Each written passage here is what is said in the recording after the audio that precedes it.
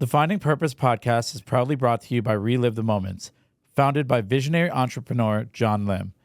We live in a world where it's easy to capture memories, but Relive the Moments makes it effortless to re-experience and share them.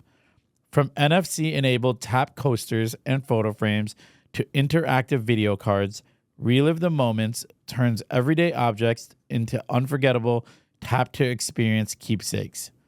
Imagine gifting a wedding guest a coaster that instantly opens your highlight reel, or giving your event sponsors a custom frame that tells your story with just one tap.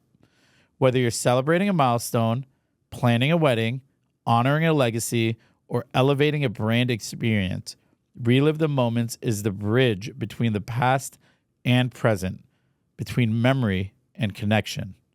It's not just a product, it's an experience. Visit www.relivethemoments.com and use promo code PURPOSE for 25% off your first order. Let's bring your memories to life, one tap at a time.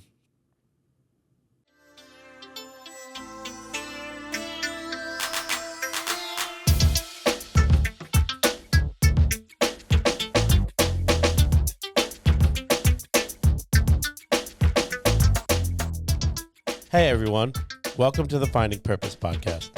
I'm your host, Adam Vora, and I'm so grateful to have you here. This podcast is all about exploring the journeys of incredible individuals, people who have faced adversity, found their purpose, and are now making an impact in their communities. But it's also about my journey. Over the years, I've faced my own obstacles, moments of doubt, and struggles with identity. Through it all, I found my purpose in giving back, creating a space where people can detach from the negative emotions and stigmas they may associate with their own stories, just like I did with mine. Here, we have real conversations about growth, resilience, and transformation. Whether you're searching for direction, striving for personal development, or simply looking for a place to feel seen and understood, this is for you. So if these conversations resonate with you, don't forget to subscribe, leave a review, and connect with us on social media. Now let's dive into today's episode. What's going on, everyone? Welcome back to the Finding Purpose podcast. I'm Adam, and I'm so glad you're here. Whether you're tuning in on Apple Podcasts or watching on the official YouTube channel of the Finding Purpose podcast, thank you for your continued support. If you haven't already, please subscribe, leave a review, and share. It means the world and helps us keep growing this community. Over the past few episodes, we've heard powerful stories of resilience, reinvention, and healing, and today's conversation is no different. Ginger Richardson is the founder of KIN Sauna, a mobile wood-burning sauna and cold plunge experience based in Fairfield, Connecticut. Born in Canada and shaped by time living in the U.S. and Asia, Ginger brings a global perspective to wellness, blending cultural influences with the ancient Scandinavian tradition of sauna. Her journey is one of strength and transformation. As a divorced single mom, Ginger has faced life's challenges head-on, channeling resilience into purpose. She created KIN Sauna not just as a business, but as a way to build connection, courage, and community. Through guided contrast therapy, she leads people through the hot and cold, helping them tap into clarity, strength, and the joy of shared experience.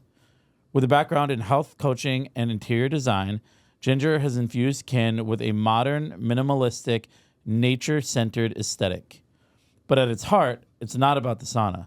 It's about people coming together, supporting one another, and rediscovering ancient rituals in a modern way.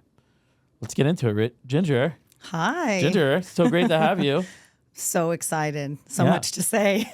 It's funny because I don't even remember when I invited you to come on. I think it might have even been in our first conversation. And then I had the opportunity to experience the sauna multiple times. And I love it.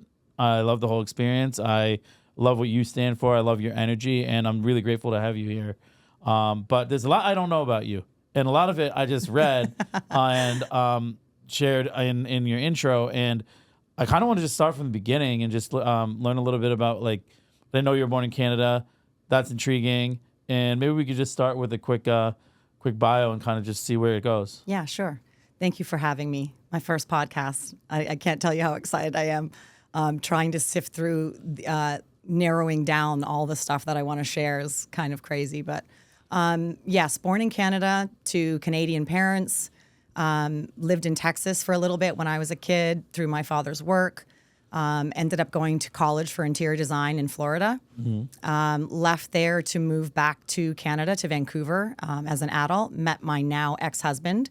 We moved to Hong Kong. We were there for 5 years, Singapore for 2 years, and then back to Canada. He was offered a job in New York. We ended up in New York, and that's how I ended up in Connecticut. We had met some friends in Asia that had lived in Westport, and we kept visiting and just fell in love with the area. And my son ended up going to private school in Fairfield, so I bought a house there in 2020, and love it. It's amazing. Our area is great, so Yeah. that's the short version. How many kids do you have? One. You have one kid, Boy, one son? 15. Okay. Yeah. And does he go to prep? No, he goes to Ludlow now. He's Ludlow? Okay. yeah, he goes to public school. He was begging at some point to like get out of the private school system. So Okay. yeah. So you moved around a lot, and obviously growing up in Canada, did you come from a big family?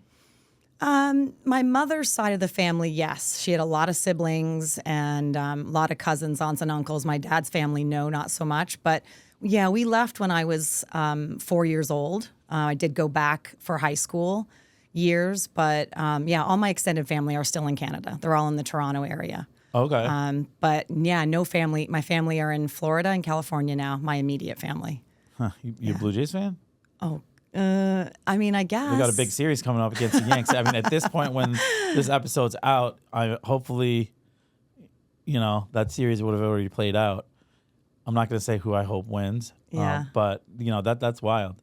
So moving around a lot, in your early days, and then even in adulthood, once you got married, you've kind of seen different cultures, and even within the United States, and obviously in Canada, and obviously going into Hong Kong. And you explore different career paths as well. So let's talk a little bit about that. Yeah, I mean, let's see. I guess the biggest effect on my life, if I look back starting out, besides the travel, I mean, the travel was my parents moved us to Texas, but then they divorced. Okay. So I'm from divorced parents. I was 11 years old when they divorced. My mother moved us back to Canada, and I basically never lived with my father again after that. He stayed in the U.S. That's a very difficult time in my life, not having a father regularly in my life, moving back to Canada after living in Texas for 7 years. From the age 4 to 11, I had a full Texan accent. If you heard a cassette tape of me, you would be shocked. Really? Yeah. So that's why people like my accent is so all over the place, because it's Canadian, Texan, back to Canada, and then I married a Brit. And lived in Asia, so I was influenced by a lot of those accents as well. So, yeah, I guess that, and then just moving to the U.S. as an adult, getting pregnant and having my child. I wanted to be a stay-at-home mom. That was what we chose as a couple, was for me to be in the home. And I had been doing interior design my whole life, which I loved, but health and wellness was always the thing that I was talking to my friends about and telling them what I was eating. And I would leave Hong Kong and fly back to the U.S. And I would go to Home Depot, Whole Foods, and fill my suitcase with supplements and foods and things that we couldn't get in Asia. And I was always sharing about that. And one day I thought, I'm doing interior design during the day, and then I'm going home and I'm basically talking about health and wellness. So why am I not doing this for my work? So just before my ex-husband and I got divorced, I decided to go back to school to get my certification as a health coach. And that was 2017. And that set me down this path, knowing that I was going to have to go back to work at some point. And boy, the last 7 years have been quite the journey of being divorced, not knowing what I want to do, how to do that, being out of I hadn't worked for 12 years at that point. And as much as I thought I would always go back to work, it just wasn't something that you think has to happen. You thought you were going to do it because you wanted to, and you had some space when your kids get older. But all of a sudden, I was forced to do that. Yeah. So that's been a big shift for me in that wellness space. Wow. One of the things that you mentioned early on when you were just speaking was how when you left Texas and went back to Canada, how it affected the relationship with your dad. And I'm just curious. Mm-hmm. Do you still have a good relationship with both your parents? I have never really had a great relationship with my father. Okay. There was a lot of, I mean, I'm not going to use the word abuse. I guess maybe I should say that because mental abuse is some of those things. He was a difficult parent to be around, and my mother divorcing him was the greatest gift. Yeah. In my teenage years, I was glad I didn't have to grow up around that. So I do have a relationship with him. He now has Alzheimer's. So last summer, I actually went to visit him to sort of. Is he still in Texas? He's in California. To sort of heal that, sort of for myself, to forgive him and say those words to him, even though he probably doesn't remember now that I said those things. But I know that for me, it was something I needed to do. One of the questions that you sent me, I'll just touch on it a little bit. The question that you sent me was about mentors, to think about mentors in my life. And my parents, I think everyone's parents have their pros and cons and things that you've been exposed to, but they both have been my mentors. And the older I get, the more I see how I've been able to take the good from both of them and been able to see that clearly of the gifts that my father had that he's passed to me and my mom similarly. So even though I don't have a great relationship with him and haven't my whole life, I do see and able to see the good that I did experience with him and that he did pass on to me. So I think as you age and you heal, you start to understand that not every relationship or every experience is going to be perfect and wonderful, but if you can see the good things in it, that's super important to be able to do that. So I feel at peace with him. And maybe his Alzheimer's has sort of given me that space because we were always sort of butting heads, and that's removed that. So it's been actually helpful for me in a way. Yeah. Well, I think one of the things that you mentioned and is a testament to forgiveness in general, and often is misconstrued about forgiveness, is that forgiveness isn't for the other person. And a lot of the times people don't forgive people because they feel like that other person wins. Mm-hmm. And at the end of the day, you went to California and you said what you needed to say to your father, and through the closure that you got for it is a testament that forgiveness is really for you and not for the other person. And that's so valuable because people do tend to carry around that luggage and the grudges that they may have and that resentment, and it eats them inside. And sometimes that other person isn't even aware if that's how you felt.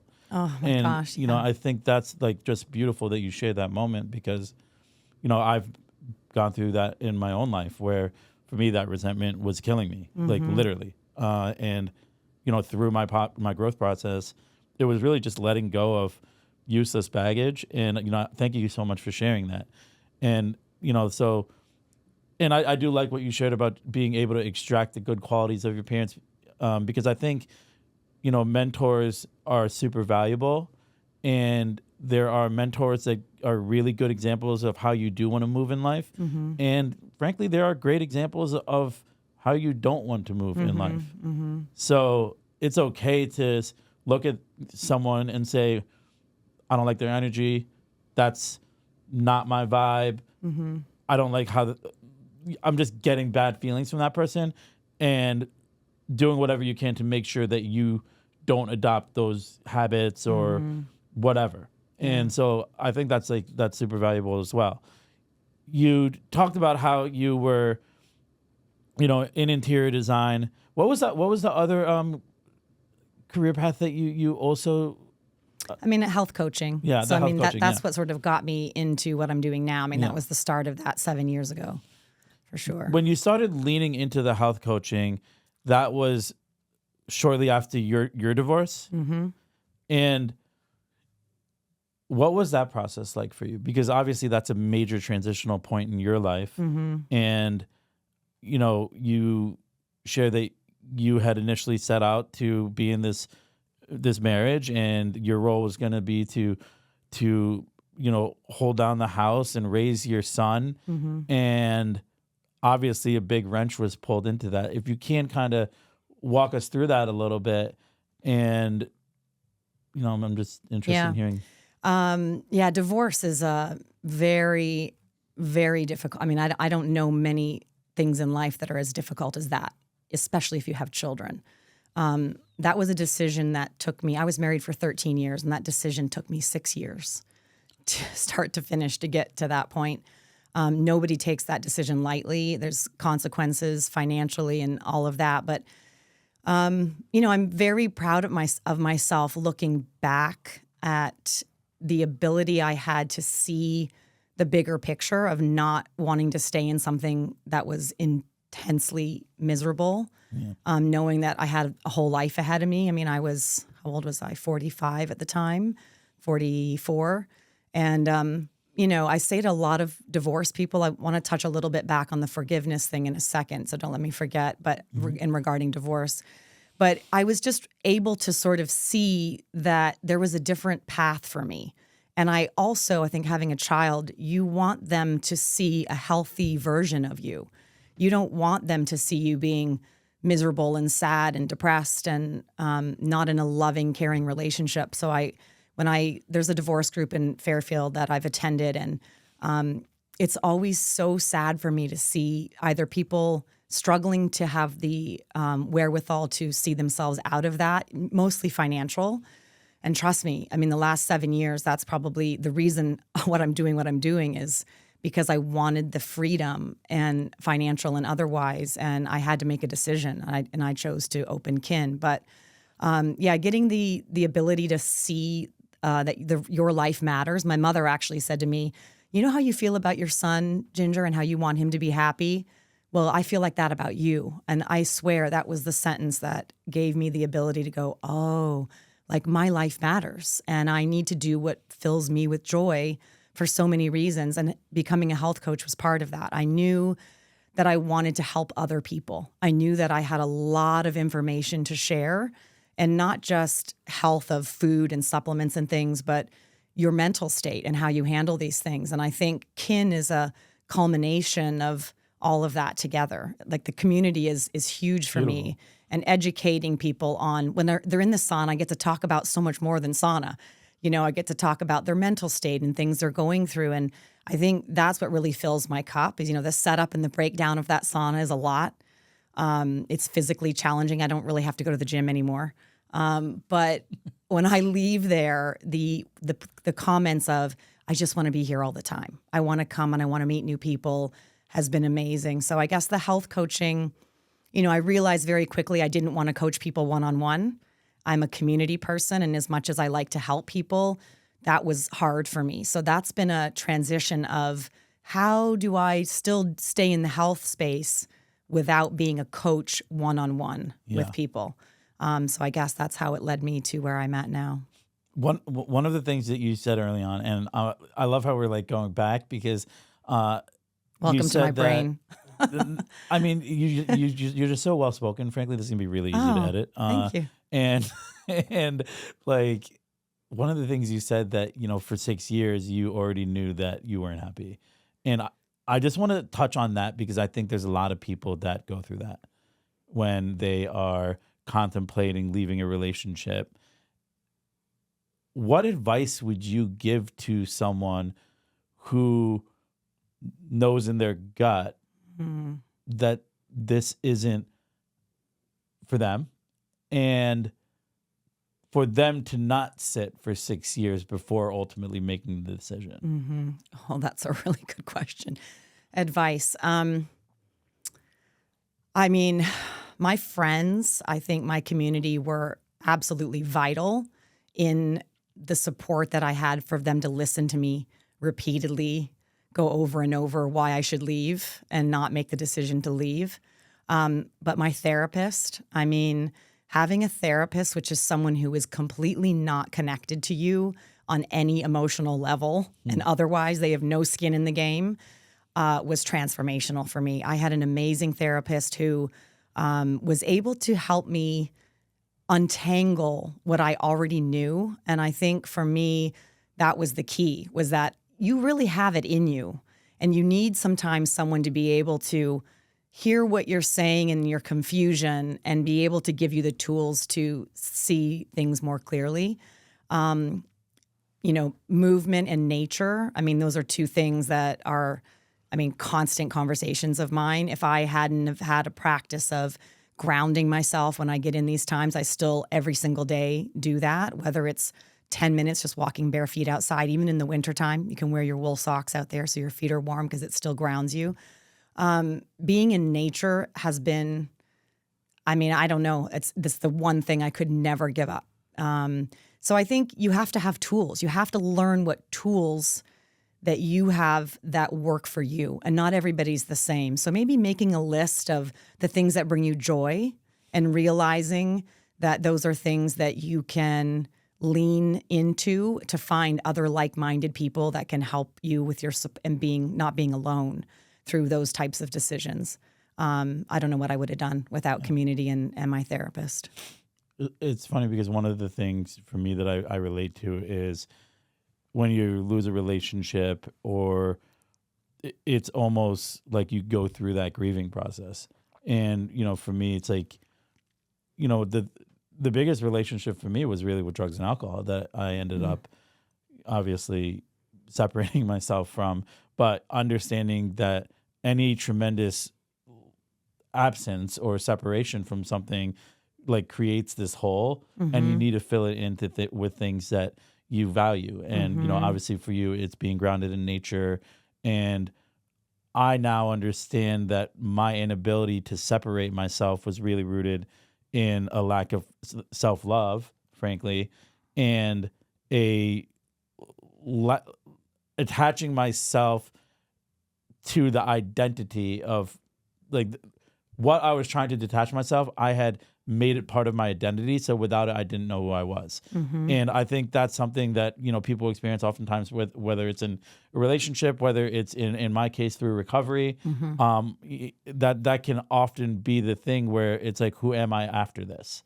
So I love that you leaning into therapy was something that led you to that. And ultimately the conversation with your mom, which really just put the nail in the coffin that gave you the courage to make that change and lean into what really truly makes you happy in the health space. So, talking about the health space, which you're so, knowledgeable about, what are some key tools that you utilized in the early stages of recovering from the divorce and now reestablishing yourself as a single mom, having to build a new career? What were some tools you used from the mental component that allowed you to be successful? That's been a journey. I think, we know it's a cliche, like life's a journey, we're always learning.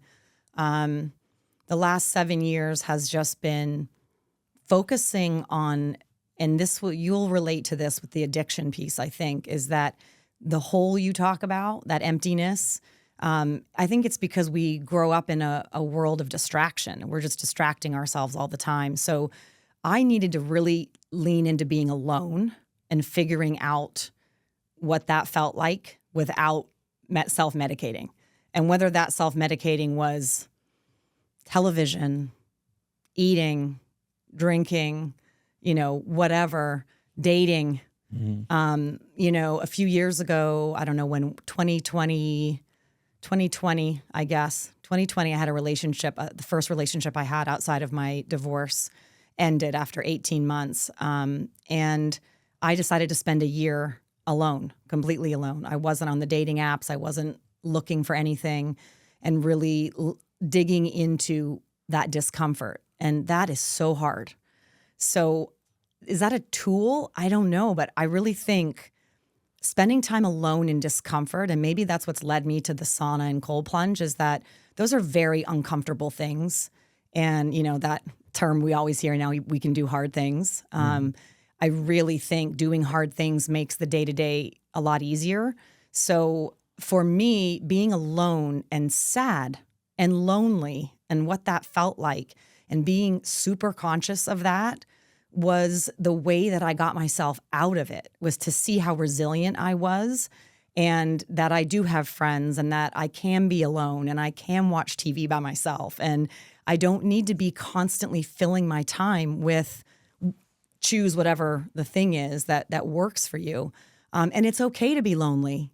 And I think our children don't understand how to do that anymore. So I'm often talking to my son about being bored and the importance of being bored because, when I'm in my car, I love listening to podcasts. I love listening to audiobooks. But there's a lot of times that I intentionally shut everything off because when you're in the car, you're trapped. You can't be doing work. You can't be doing dishes. You're not outside walking around. You're literally stuck with yourself.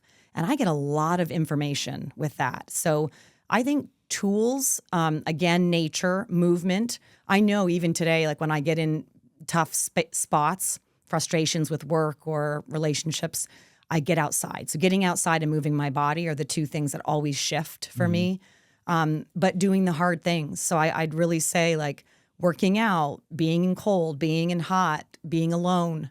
Those are tools. Those are ways to get at what is the deeper underlying issues that you don't want to handle, which means by you shoving them away just doesn't get anybody anywhere. And then you start self-medicating in whatever manner that is. It's so true, the whole being alone component. And one of the things for me is being comfortable, being still, and being alone, but also not completely isolating. Because I think that's the darker side of being alone. Because isolation for me is a tool to just hide from my problems, hide from people, and it can get really dark. But now I'm very comfortable being alone and being still, where it's doesn't, negative thoughts don't come in. It's really just more about the grounded component. The other thing I wanted to talk about was, it's so funny that you brought that up, just boredom, because I was talking to someone yesterday about this, where I remember when there wasn't all this overstimulation of technology. The first thing most people grab now when they wake up is their phone. I remember waking up and, I'm talking 90s here, where I would go downstairs and my family would be making tea and we would chat about nothing. And sometimes we would sit there in silence and it was okay. And you'd go back upstairs and, I didn't have a TV in my room until my parents wouldn't let me have a TV in my room until I was like 18 or some shit like that. Regardless. There should be no TVs in your room anyway. True. Ever. But For so many reasons. I know. But regardless, it's so funny because boredom was something that you would sit in and you would express, but you would accept it as a part of life. Now, the second you feel bored, you grab your phone. You start texting someone. Sometimes you're just flipping apps in your phone just to be active. I know. Where it's like just sit in it for a second, or substitute it with something that's more productive, like writing or reading. I have so many fond memories about being bored as a kid. Yeah. Like honestly, like I remember being in my bedroom, and I'm a lot older than you, being in my bedroom and having nothing to do and thinking, oh, I'm going to like do a story by myself with my dolls or listening to my portable record player that I used to carry around with me everywhere. Sitting in front of a rainy day window, watching the rain outside. Kids don't know how to do that anymore. I took my son on a trip to New Hampshire right before the end of the summer, and I said, he's been begging me to take him somewhere grand. Like he's sending me videos of like, Lake Louise and British Columbia and Switzerland and, Colorado. And I'm like, okay, well, I don't have time for that or the money right now, but let's go to New Hampshire. I have a friend that lives in Maine. And we went and we camped off grid. And we had no phones, no lights. And the first night we were there, the fire was the only thing we had. And at 9 o'clock, he was really tired. And this is the 15-year-old who doesn't want to go to bed till like 1 a.m. And I said to him, so let's explain this. Well, you don't have any EMFs. You have no light. You have your brain is now so secreting melatonin and preparing you for sleep. This is what we used to do. We'd go to sleep when the sun went down and we would get up when the sun came up. And he couldn't keep his eyes open. We both went to the tent and we were asleep before 10 p.m. I couldn't tell you the last time that happened for him, especially. It happens for me a lot. But we And we came back from that weekend, and he, to this day, this is like a month later, almost every day on Instagram, he sends me a video of New Hampshire and Maine saying, please take me back. Best trip he's ever done. This is a kid that his dad's taken him to Spain and London and France. And he said it was the best trip of his life. And what did we do? Nothing. We sat outside, we hiked, we swam in cold water, we sat by the fire, we hung out with friends, we had really good food, we connected with each other. And I'm seeing his generation, certainly him and his friends, he is craving connection. He is wanting to turn his phone off and for me to be present with him. And I think that that's a lesson for all of us, like that boredom of being silent, but then also, like you said, not being isolated, but being in community, but connected with community, not just, sitting on our phone in a coffee shop, like having ways to get outside and really shut off that world in so many ways. It's so important. And that's so beautiful just to have that experience with your son and kudos to your son, frankly, because there's a lot of folks in his generation, a lot of kids in his generation who wouldn't embrace the moment. And that's actually a kudos to your parenting and surrounding him with the mindset that you adopt in the wellness space. On a daily basis, what are some habits that you incorporate to stay grounded and present? Habits. I think habits are, for me, I have to now, especially with the new business, they have to be scheduled in. So I now work out in my home, which I do miss the community of that a little bit, and we'll pop into my favorite people's Pilates and yoga classes here and there.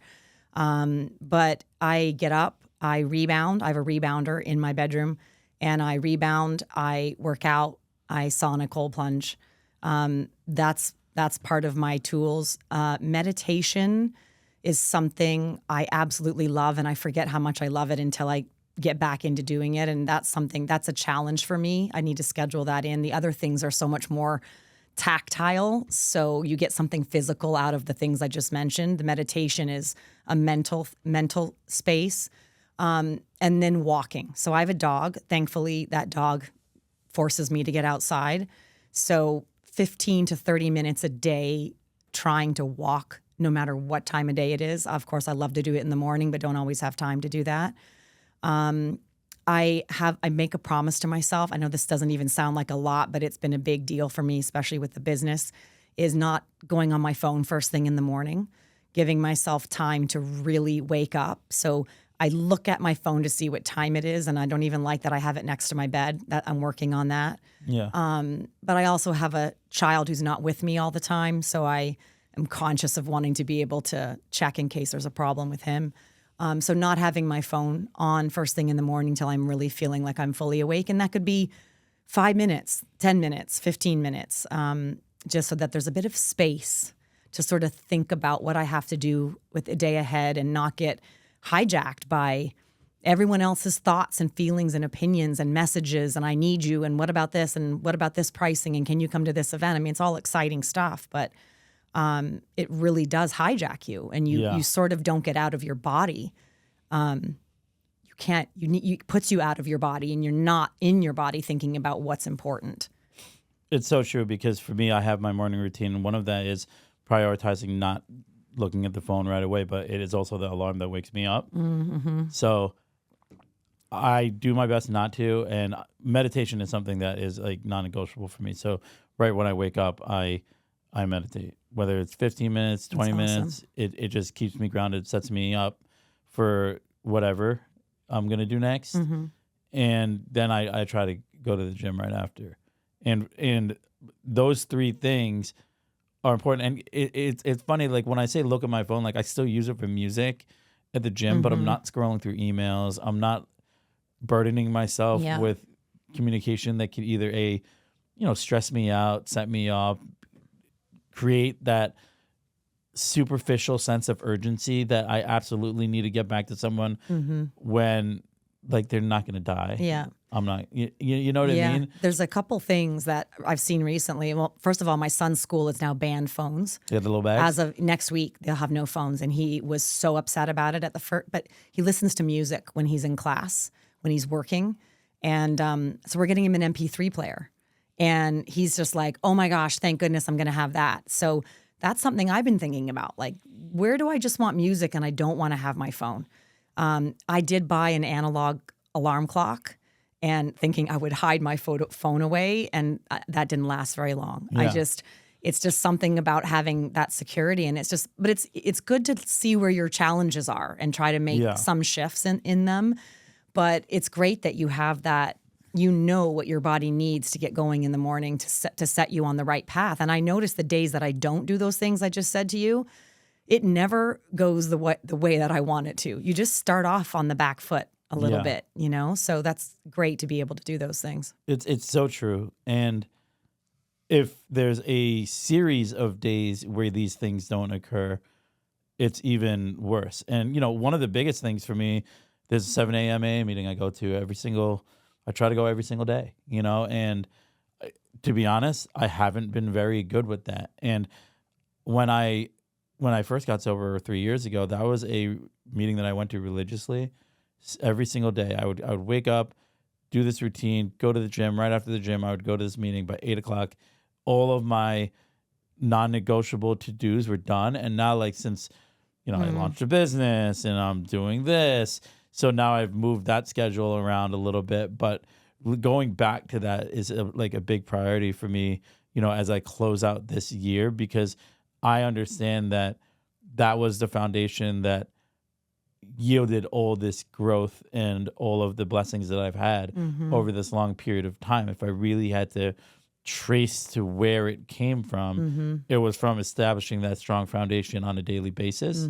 So, you know, and I wish more people were like that, you know, because where I think that the way you set your morning up is fundamental to everything that plays out throughout the day. Absolutely. But I think you made a good point. I think acknowledging what works for you, like making a physical list of the things that fill you with joy and the things that bring you clarity, the things that keep you focused and motivated, and looking at that list and figuring out how you can implement those in your day-to-day life is a huge push forward. You know, when I started this business, I drink a lot less alcohol than I used to. And in fact, right before my professional photo shoot in July, I didn't drink for 5 weeks leading up to that, nothing.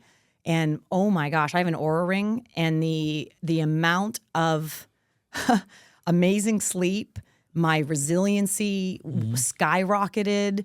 The mental clarity, I just felt like I really needed to be crystal clear launching this and not have anything disturbing my focus and my energy. And, you know, at 52, you definitely notice that you can't go like you're 25 anymore. Like, even running this business all the time and lifting and setting up and breaking down, it's physically a lot. Like, the next day I'm pretty tired. Yeah. So I can't have days where 2 drinks or something. So I've been leaning into a lot of non-alcoholic drinks or THC-based products here and there.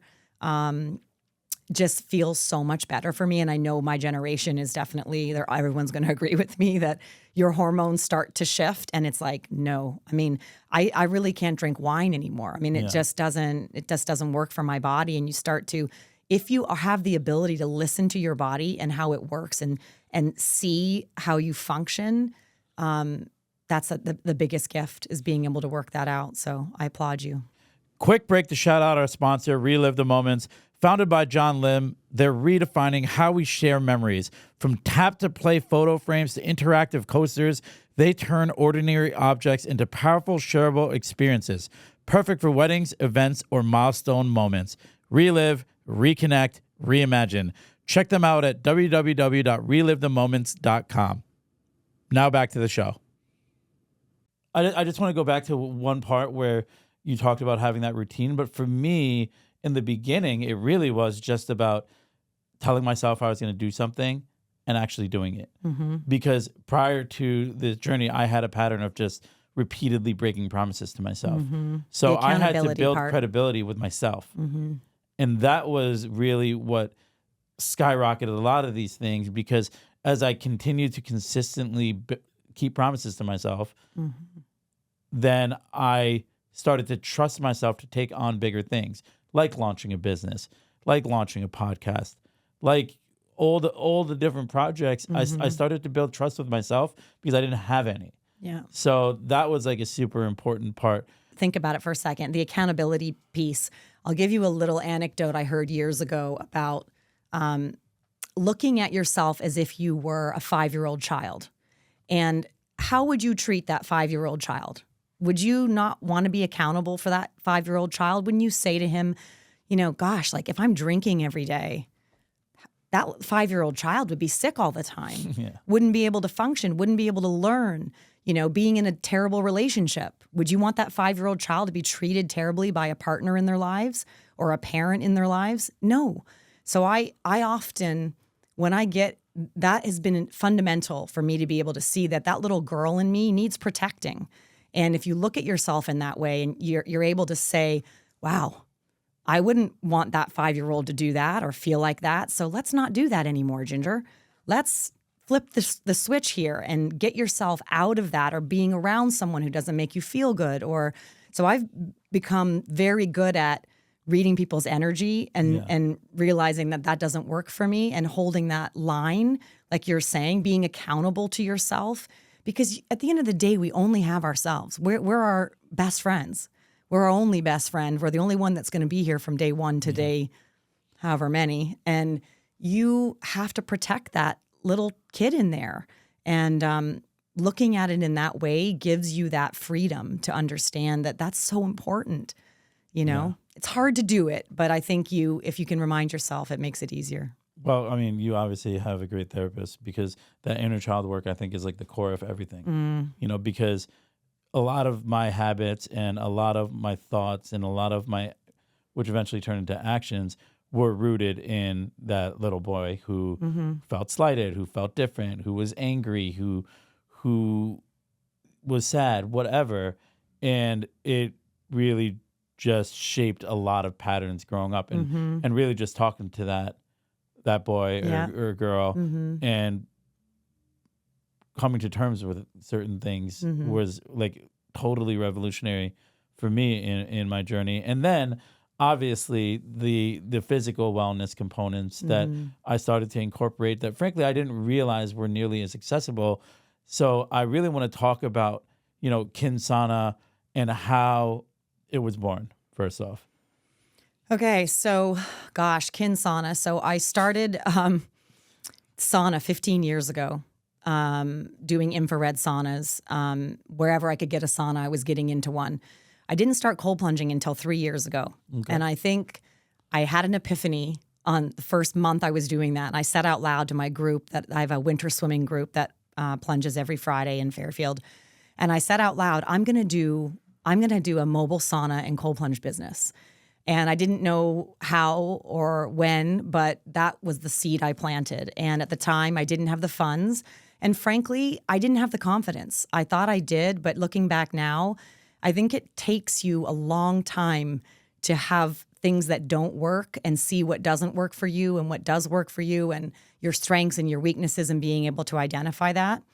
So fast forward, I bought a tent sauna 18 months ago, which also was wood burning. And I was taking that with me to events. And every time I would have an event, someone would say, I want to do this all the time. This is amazing. And if it would rain or be windy, I wouldn't be able to do my events because that tent is not sturdy enough. And I always knew the vision. I always knew what the vision I have now is what I wanted. But it's a lot of money and a lot of time. And it's scary being a single mom, investing that kind of money into a business that you don't know if it's going to work or not and if you're going to be able to handle it. We all have strengths and weaknesses. Finances are not mine. I'll definitely put my hand up to that. I'm very creative. I'm very hardworking. But I just kind of woke up one day in March. I had just moved again. I had had a relationship end. My support from my ex-husband had ended. And I had a real low point of what is the next steps. And, you know, and everyone on the outside of me was like, you're so this and you're so that and you can do it. And but, you know, you've really got to feel that. And I think I had to go pretty dark for a little while this past spring to really come out on the other side. And I just woke up one day and was like, fuck it. I'm taking that chunk of money and I'm going to make this business happen. And I did it. And it's been amazing. And everything that I said to you before, my email that I sent you about community is my number one focus, but giving people a safe space to do something good for their body and be off that phone. I'm loving that when they come to my space, the phone goes in the cubby, as much as people are like, can I take my phone in? And I'm like, if you want to take a picture and then give me the phone back, you're more than welcome to do that. But your phone will be hot. Within 3 minutes, it'll be in emergency mode and you won't be able to use it anyway. So I love that there is a space where there are no phones and everyone has to connect either with a group of people you know or meeting strangers that are no longer strangers, getting to know people, doing something that's uncomfortable. So that's how it led me to that. And it's been the best 3 months, July, August, September, the best 3 months. I'm really tired, but really excited. And now this can go in winter, summer, spring, fall, rain, snow. We're going to do hard things together as a community, and it's beautiful. And it's something that is going to heal so many parts of you. So not just detoxing and getting rid of heavy metals and microplastics and getting a cardiovascular workout, and helps with your skin and helps with mental health because you're getting endorphins. There's just so many things about it that are beautiful. But at the end of the day, it's the community and the whole vibe of it that really drives me to continue. And I really have a mission to bring sauna to as many people, sauna and cold plunge, but sauna is my baby, to as many people as possible. And whether that's encouraging them to get one in their home, which is awesome because I want people to be doing it all the time, and then coming to me for community and unusual experiences in different locations. And hopefully I'm going to have a lot more of these and need help with all of that. So that's kin. And kin to me is a word that means you're my kin, you're my family. And a very good friend of mine is in marketing, and he said, Ginger, how about 2 eyes? And I was like, done. The moment he said that to me, I love the 2 lowercase i's are like people together in the capital K and the capital N are like a safe home for them. And yeah, I just want to have it be a whole lifestyle experience and educate people on not only sauna and cold plunge, but also in how to bring all of these tools that you and I are here talking about into their day-to-day lives and routines. I love that. And I love how you shared the beginning journey, because I had a very similar beginning journey for my business where it's fear.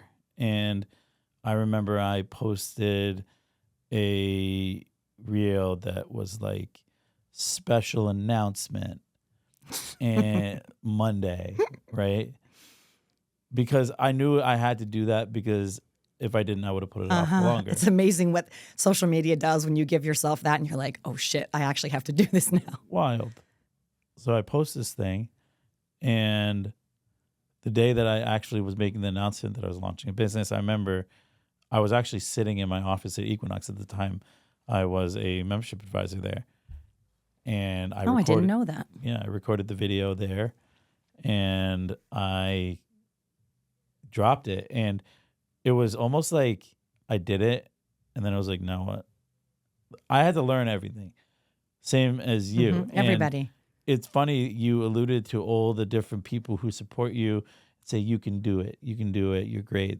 You're such an amazing person.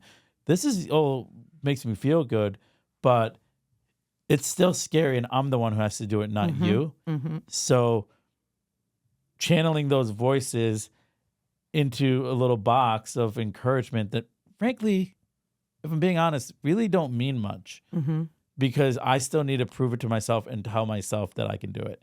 And it was a process, similar process as you. And, day one, it's like, okay, now what? And you slowly just put one foot in front of another. And lots of lists. Lots of lists. Lots of, mornings that you feel you need to tackle the world, and lots of evenings where you feel like you didn't do enough. And all the time. That's the journey. That's the journey. So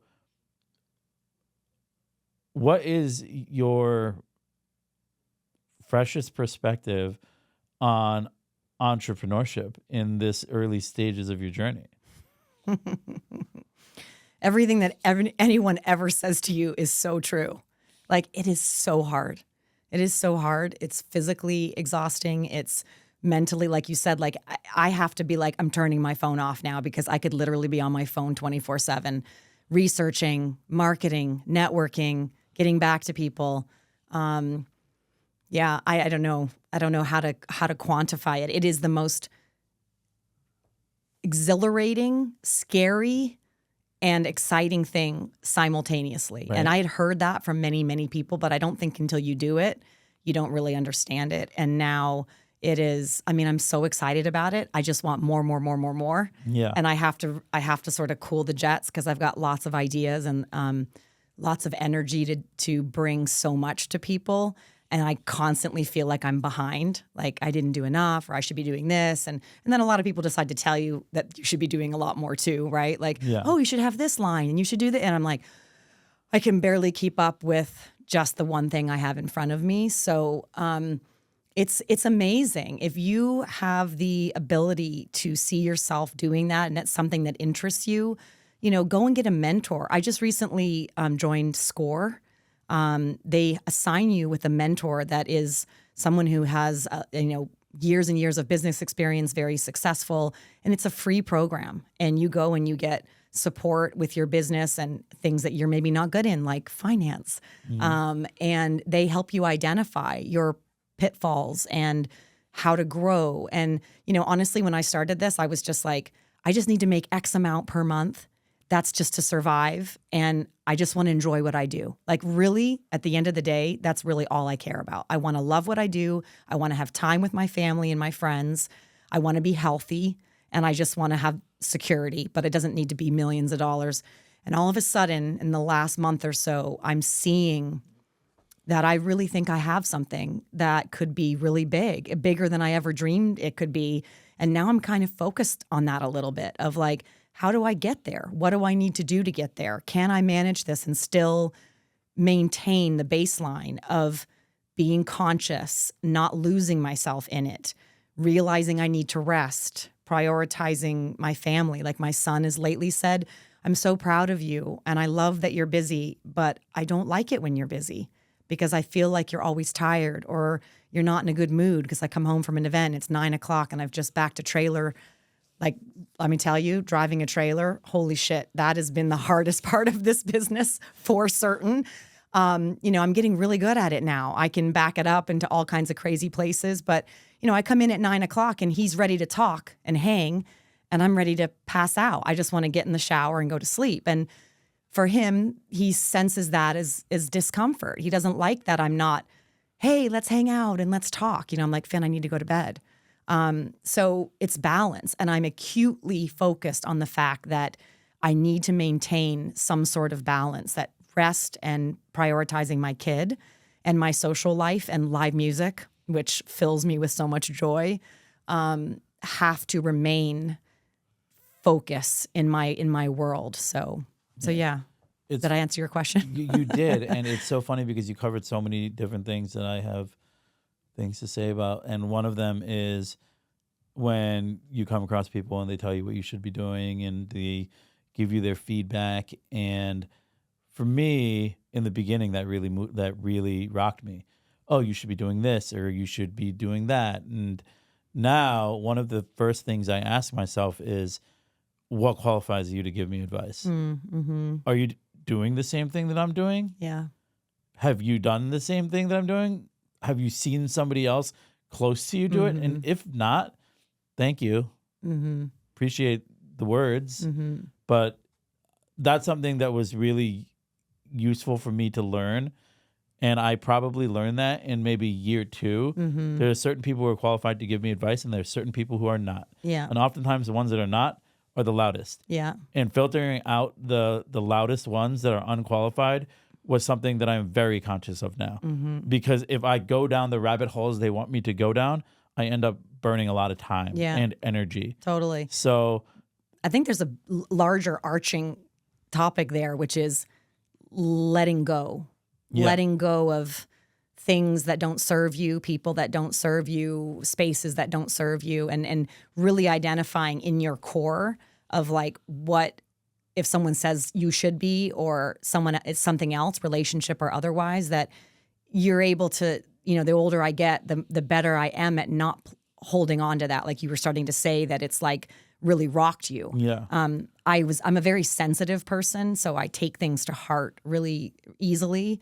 I've had to build a thicker skin a little bit with that, but in all avenues of just being able to identify that I'm not going to get angry. I'm not going to let that person trigger me, because like you said at the very beginning of our conversation, is that like forgiveness, you are the only one that's suffering with all of that. So I'm getting much better at forgiveness, letting go, not holding on so tight to things, and living in a little bit more of a flow state. Yeah. And I think that's what you're leaning towards or leading with, is that when these people are shoulding you all the time, it's like, does that stop you from being in your flow? Well, it's also being completely self-aware of the fact that deep down, and I had to do a lot of work, is I'm an insecure person who's a yes man and wants to make other people happy.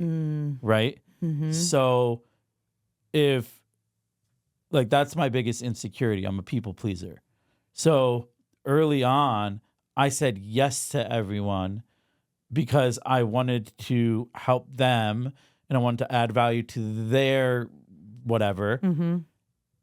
And I never asked myself, is this truly adding value to me? And is this truly what I want to align with? Mm-hmm. Now, I do a more comprehensive dissection of where is this beneficial to me and my business and my objective and my purpose? And am I just saying yes because I don't want to let them down? Mm-hmm. And when I take that approach, I protect myself. And frankly, it's really from wasting time, because time is a commodity in this entrepreneurship game that is the most valuable. Mm-hmm. Mm-hmm. So I'm conscious of the fact that in its deepest, it's buried in that people pleasing that, kind of navigated me through life for a very for the bulk of my life, frankly. Mm-hmm. Mm-hmm. So that's something. And then, as I've gotten better, it's opened up opportunities that I never even thought would be at my doorstep. Mm-hmm. Mm-hmm. So, a couple no's. It's not only just like being able to accept the no's, it's also about being able to say the no's. And I think I don't know if I posted a reel about this, but like it's totally true. And being able to say no and not worry about the fact that, hey, you know what, I might have disappointed someone. Mm-hmm. Hopefully they could understand why I said no. And if they can't, that's really them and not me. Yeah. I mean, you have to sort of stay in your lane a lot, you know, with all of it. Like not worrying about what's the saying, what other people think of you is none of your business. Really I love that. You really just need to be like, well, this is what works for me. And if you don't like it, you can unfollow me, or you can not come to my events, or, and just staying true to yourself and your passions. And I think that comes down to looking inward and filling your cup. Because when you do that and you're doing the self-care and the tools, then you don't get so sidetracked because you're so much more stable, and that insecurity and that people pleasing, doesn't come out as much because you're secure in what you need and what your path is. Yeah. And I think once you clearly define the lane that you want to be in to yourself, and you just start charting that path, it becomes pretty evident to outside observers, right? It's true. Then you probably don't get as many people asking you to do things or whatever, because they see you. They might want to ask you, but they might be like, oh, I don't even think he'll do it. Or I don't think that aligns well with what he's on a mission of doing, which is cool. And, I get people asking me to do things all the time in regards to events. And frankly, it's almost like, are you ready to do this? Because this isn't just a slapdash kind of thing.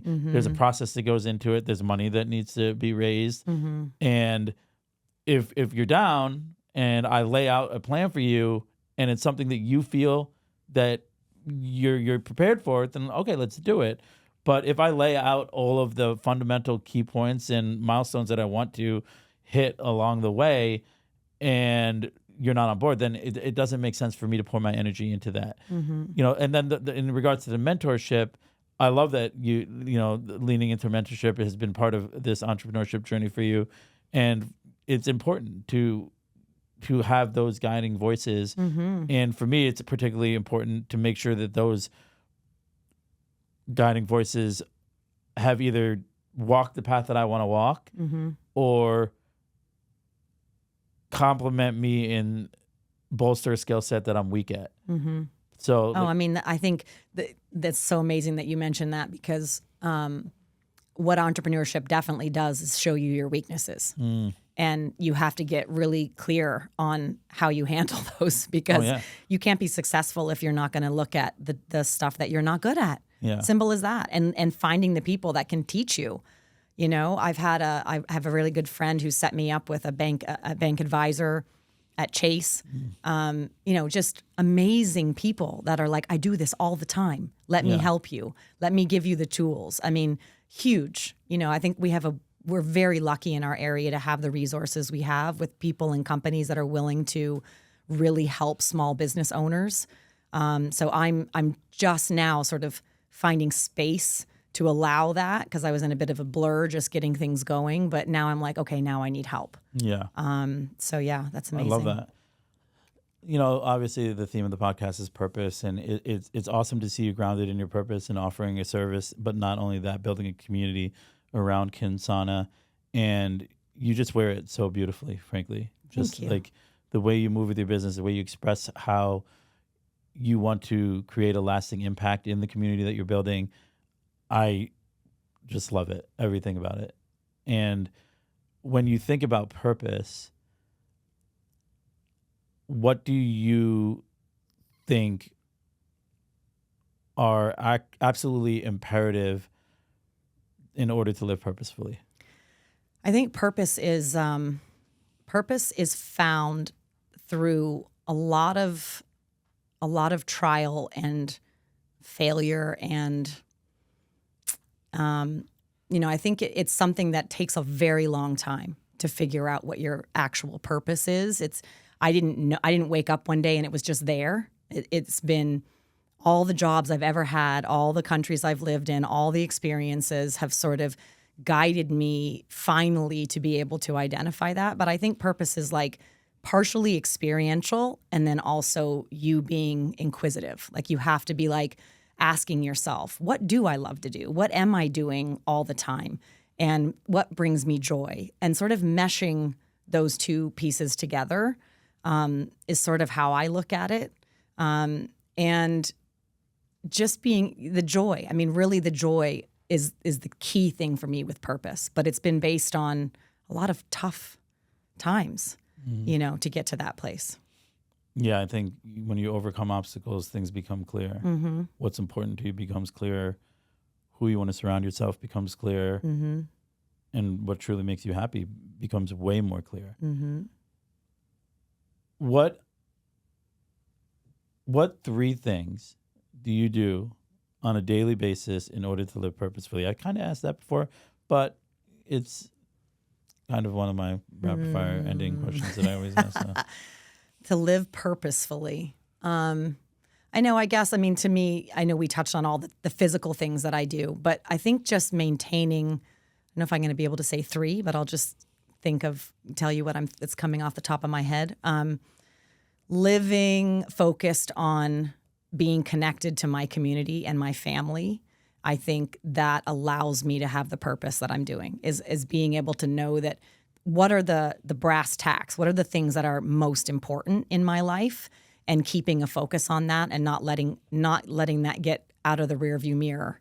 Because I think there's a lot of like carrots that can be dangled, and you can lead down these paths and be like, oh, I'm going to do this and I'm going to do that. And all of a sudden you've let your health go, or you've let your child down, or you're not focusing on your relationships, and there's a big piece that gets lost. So I know that's not 3 things, but I think just focusing on the things that are most meaningful to me allows me to stay focused on my purpose.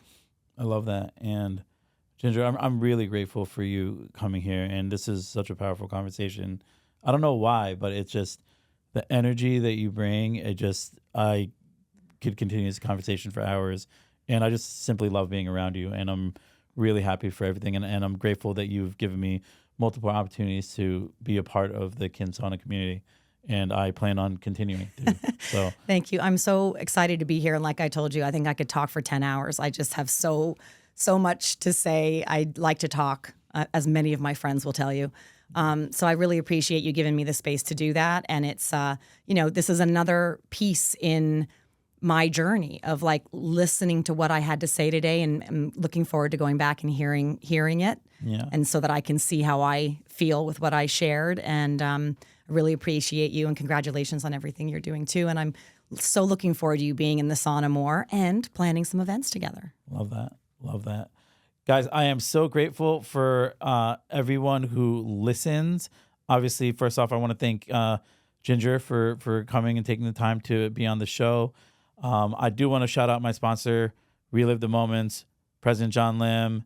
He's awesome. They create all of the interactive tech that you can incorporate into your business. You can incorporate it into your events. Feel free to reach out to me directly, and I'd be happy to connect you with their sales team. And I'm super grateful for their support for however long, for goddamn, they've been really supportive. I also want to shout out my guy, Claudio Valenzuela of Kaya Visions here in Stamford, Connecticut. If you have any content needs, whether you want to launch a podcast, you want to promote your business, you have an event that he wants to cover, he can do it all. He has a great team, and I couldn't be happier to be partnered with him on so many different ventures. Feel free to reach out to me directly or to him at Kaya Visions on Instagram, and, gratitude all around. Last but not least, I want to thank my audience. You guys are amazing. Thank you for following, engaging, posting, sharing, sliding in my DMs, and giving me some awesome, words of encouragement. And those who are being reached, and it's making an impact on the way that you move on a day-to-day, that's what I'm here for. Please don't hesitate to reach out to me. I do have that coaching program, the Course Shift Method, that I will be really rolling out publicly within the next couple months. But you can visit my website, www.adamvora.com, to get more information. And let's keep this community growing. And until next time, thank you.